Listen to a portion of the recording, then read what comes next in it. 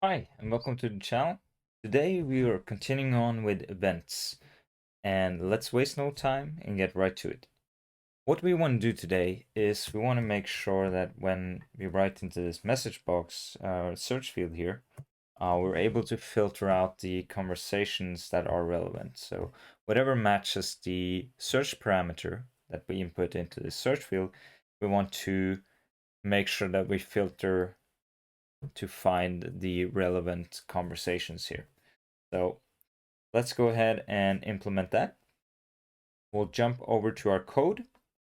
And right now we're in the sidebar.js file. And what we need to make sure is that we can't just re-render the entire sidebar because that will re-render the search field as well. So we need to make sure that wherever we re-render, we are only re-rendering this part right here.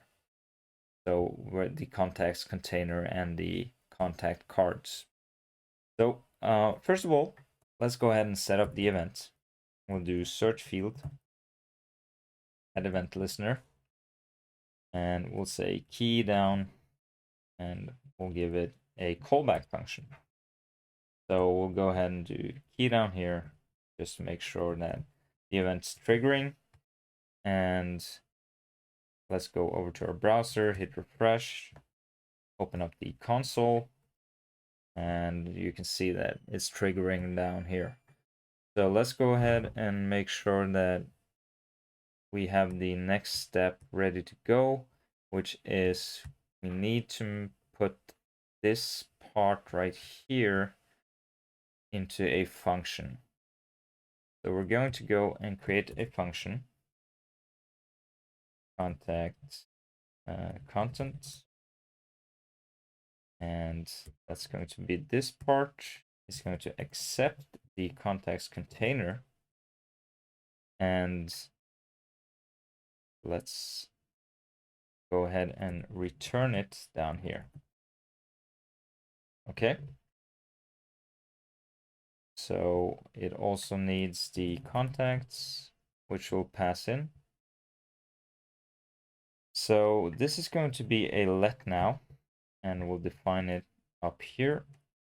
So before we add the event listener, we'll define the contacts container, and then we'll add the content by calling the function with the contacts container and the contacts.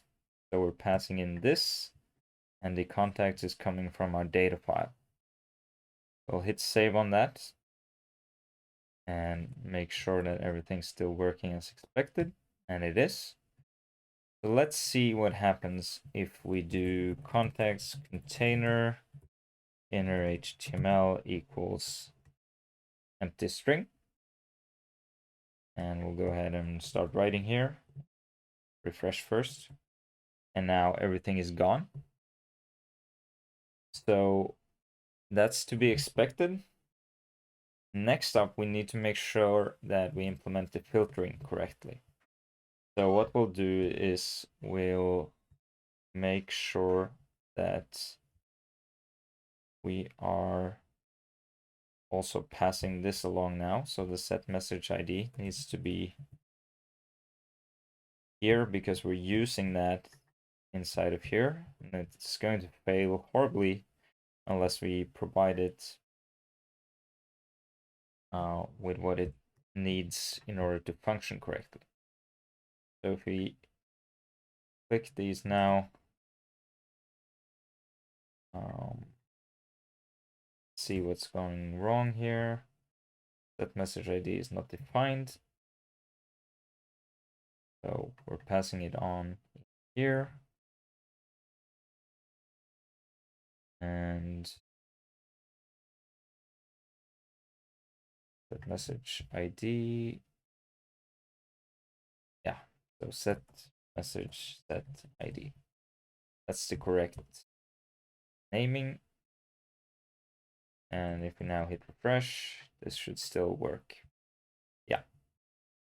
Let's get back to the matter at hand, which is the filtering here.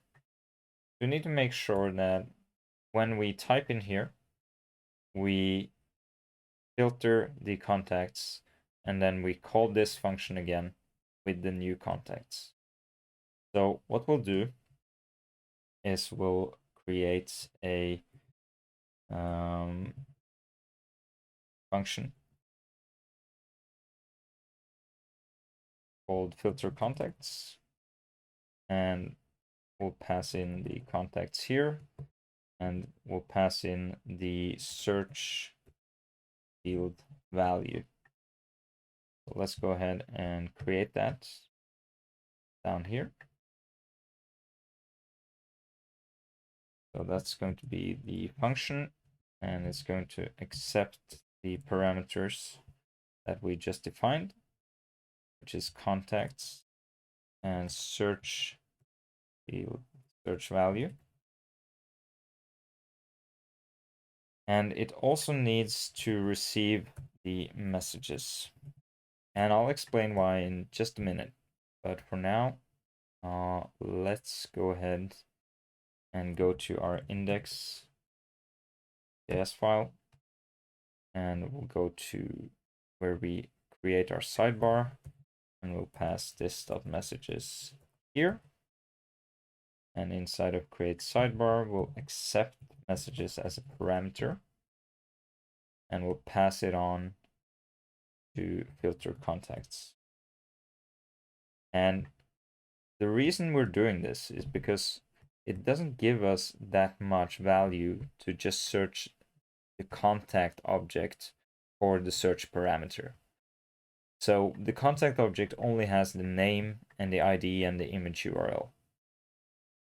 But using the ID of the contact object, we can retrieve the message set that's relevant for that contact.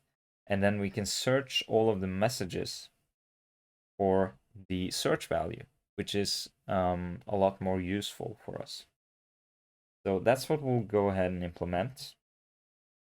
So in filtered contacts, we want to go ahead and do contacts.filter, and it's going to take in a contact, and we'll give it a callback URL. So the contacts filter method will return the contacts that we return true from this callback function. So we have a condition here that we're going to check, and if it passes that check, we return true, and the contact will be returned from the filter.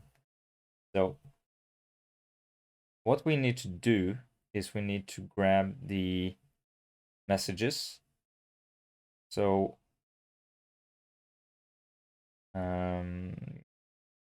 contact messages, and that's going to be the messages, and the key is going to be the contact ID. So remember that the messages object is this one. So we're grabbing the contact ID, so this value, and then we are using that to retrieve the corresponding messages array that is linked to the contact ID. Okay. So we have the messages now. And what we want to do, we want to do a filter on the messages as well. So we'll do const message count equals contact messages filter. We'll say message, and if the message content to lowercase, that makes sense, includes search value to lowercase, then we return true. And see here, expected to find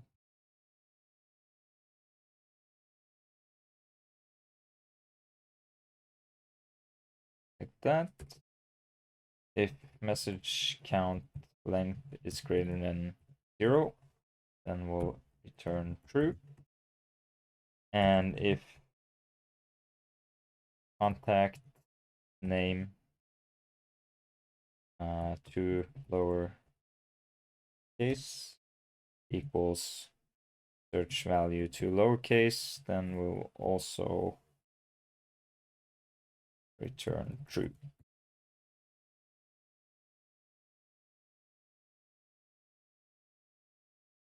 Okay. So let's go ahead and see filtered contacts, and then we'll do contacts container equals wait contact content. Contacts container contacts, filtered contacts,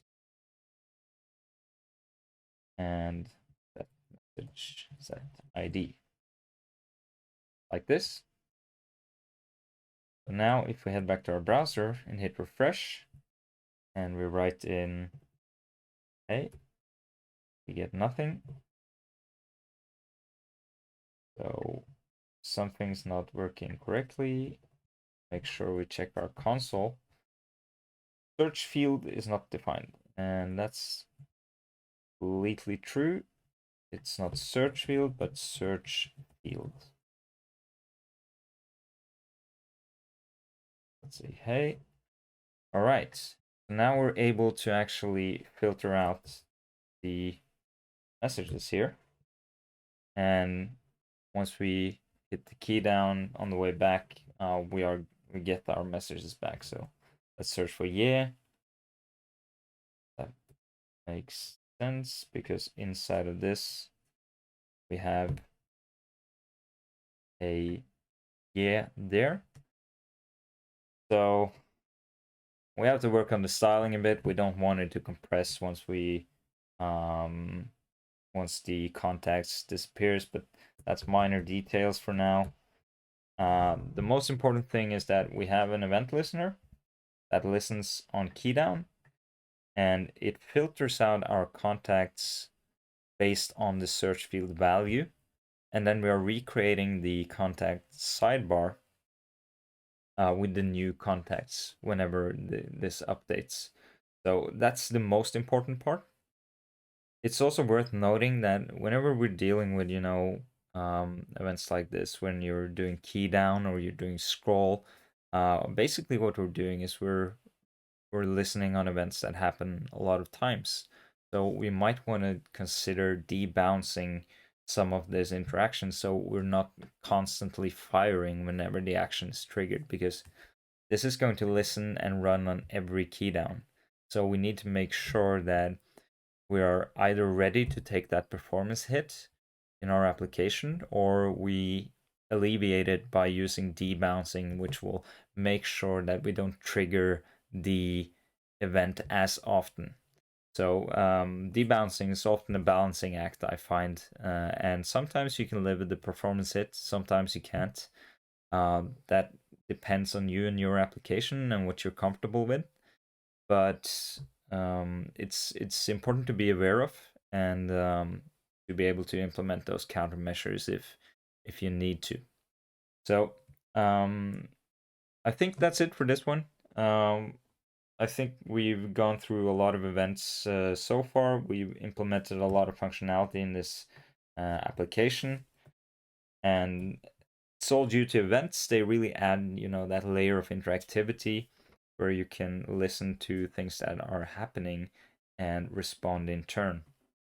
I think we're ready to actually dive a little bit deeper into events in the next lesson, and I hope to see you there. So for now, thank you for tuning in and have a great day.